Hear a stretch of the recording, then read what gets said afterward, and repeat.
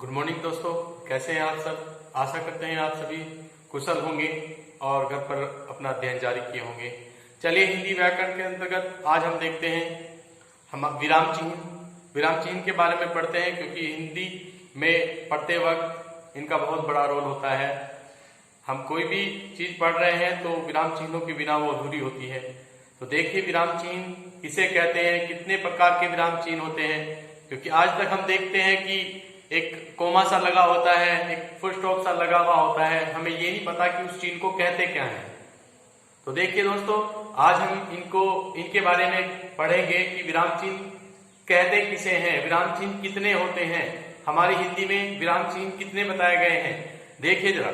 विराम किसे कहते हैं, विराम चिन्ह। विराम का अर्थ होता है रुकना या विश्राम लेना। विराम का अर्थ होता है थोड़ी देर के लिए रुकना या विश्राम लेना। हमारी मानसिक दशा की गति सदा एक सी नहीं रहती। बोलते या पढ़ते समय वाक्य के अंत या बीच में अथवा किसी स्थान पर बल देने या समझाने आदि के लिए हमें रुकना पड़ता है। समझाने आदि के लिए हमें थोड़ी देर के लिए रुकना पड़ता है। रुकने की यह स्थिति ही विराम कहलाती है। जैसे थोड़ी देर के लिए रुकने की स्थिति ही विराम कहलाती है। क्या होता है, उदाहरण के रूप में देखिए, मारो मत जाने दो, मारो मत जाने दो। अब देखिए जरा, यहां पर हमने एक सेंटेंस को दो तरीके से लिया है। पहला है मारो मत जाने दो, फिर दूसरा है मारो मत जाने दो।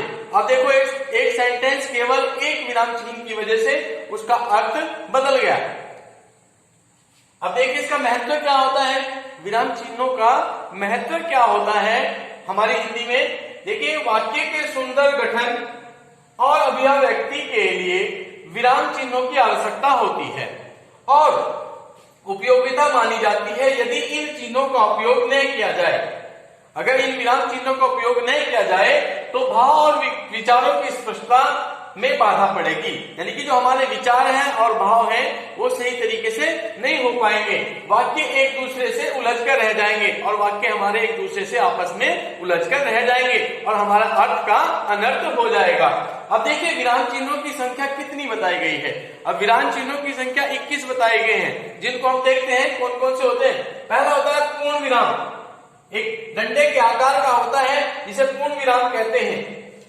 दूसरे नंबर पर होता है अल्प विराम, थोड़ा रुकने के लिए अल्प विराम का प्रयोग किया जाता है। एक होता है फिर तीसरे नंबर पर योजक चिन्ह। योजक चिन्ह एक छोटा होता है, इस तरह का एक योजक चिन्ह होता है, इसको योजक चिन्ह कहते हैं। चौथे नंबर पर होता है प्रश्नवाचक चिन्ह। प्रश्नवाचक, जब कोई प्रश्न पूछा जाता है मोहन क्या कर रहा है, तो उसके बाद में एक प्रश्नवाचक चिन्ह लगा दिया जाता है, तो उसे प्रश्नवाचक चिन्ह बोलते हैं। फिर होता है पांचवें नंबर पर विस्मयादि बोधक चिन्ह, जहां सुख, हर्ष, शोक, विषाद आदि शब्दों का प्रयोग किया जाता है, वहां इस चिन्ह का प्रयोग किया जाता है, विस्मयादि बोधक चिन्ह। छठे नंबर पर होता है उद्धरण चिन्ह। सातवें नंबर पर होता है उपविराम। आठवें नंबर पर होता है निर्देशक चिन्ह। 9वें नंबर पर विवरण चिन्ह। 10 होता है संक्षेप या लाघव चिन्ह, एक जीरो के आकार का होता है संक्षेप चिन्ह। इस प्रकार का एक संक्षेप चिन्ह होता है, इस प्रकार का एक जीरो के आकार का चिन्ह होता है, जिसका प्रयोग हम डॉक्टर शब्द लिखने के बाद, डॉक्टर लिख दिया हमने, उसके बाद एक जीरो लगा देते हैं, तो इस प्रकार का जो चिन्ह होता है उसे लाघव का चिन्ह या संक्षेप चिन्ह कहते हैं। नेक्स्ट होता है हमारा कोष्टक चिन्ह, जिसका प्रयोग अधिकतर गणित में किया जाता है। इस चिन्ह का प्रयोग गणित विषय में अधिकतर किया जाता है। नेक्स्ट होता है त्रुटिपूर्वक चिन्ह। त्रुटिपूर्वक, जहां कोई गलती हो जाती है तब हम इस चिन्ह का प्रयोग करते हैं, त्रुटिपूर्वक चिन्ह।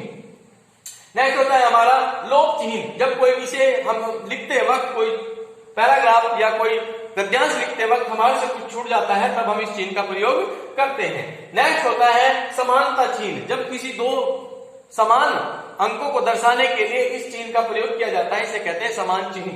नेक्स्ट होता है हस्तपद चिन्ह। नेक्स्ट होता है निर्देशन चिन्ह, किसी चीज को निर्देशित करने के लिए एक आर बना हुआ होता है, उसको ब्रैकेट गोल घेरे में किया जाता है, तो उसको कहते हैं निर्देशन चिन्ह। नेक्स्ट होता है पुनरुक्त सूचक चिन्ह। नेक्स्ट होता है फिर हमारा 18वें नंबर पर होता है टिप्पणी सूचक चिन्ह, जब किसी शब्द की टिप्पणी या किसी वाक्यांश पर टिप्पणी दी जाती है तब इस चिन्ह का प्रयोग किया जाता है। नेक्स्ट होता है 19 नंबर पर परिणति सूचक चिन्ह। परिणति सूचक चिन्ह एक जैसे छोटे और बड़े चिन्ह का प्रयोग किया जाता है ऐसे, तो इसका भी प्रयोग ऐसे किया जाता है, इसको कहते हैं परिणति सूचक चिन्ह। नेक्स्ट होता है हमारा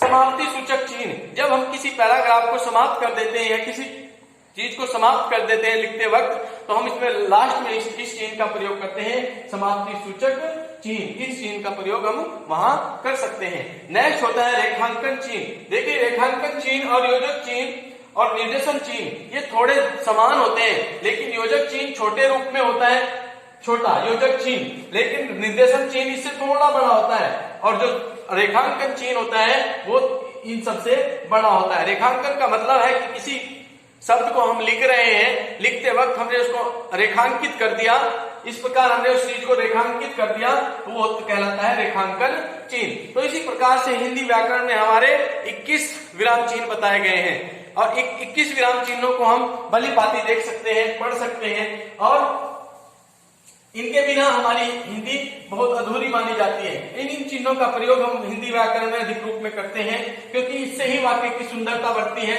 और वाक्य के बोलने का तरीका, बोलने का ढंग इन्हीं विराम चिन्हों की से ही जाना जाता है। अगर ये हिंदी में विराम चिन्ह न हो तो हमारी जो हिंदी है उसका कोई महत्व नहीं रह जाएगा।